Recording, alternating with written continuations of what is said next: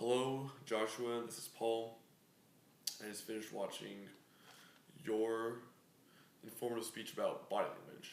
So, to begin, I want to emphasize organization because that was what was emphasized in the reply rubric.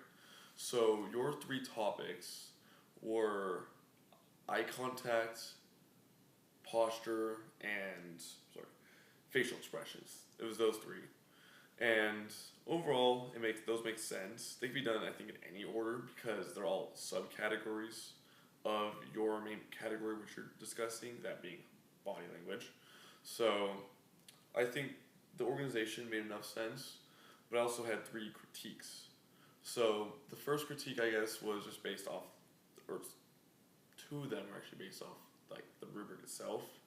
The first one being that you only had three citations, and unfortunately I have to mention it. You probably already know, but you have to have at least 5 citations within your speech. So just make sure to work on that.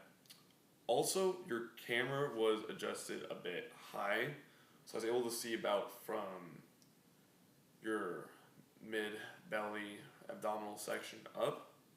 So make sure when you're recording that I could see about from the waist up, like I am right now, being recorded, so I can see your physical expressions and everything. And the last thing I wanted to mention was your voice was quite monotonous throughout the speech. So when I was listening, there wasn't really any inflection, there wasn't really any personality behind it. It was just one single tone the whole time, and that makes a speech much more difficult to listen to just because it's very calming and it has a droning effect on whoever's listening to it. They kind of just lose focus. So make sure to just avoid that next time. But one thing I liked about your speech is, I guess, the potential of it, what can be done with the topic. I think you chose a very interesting topic.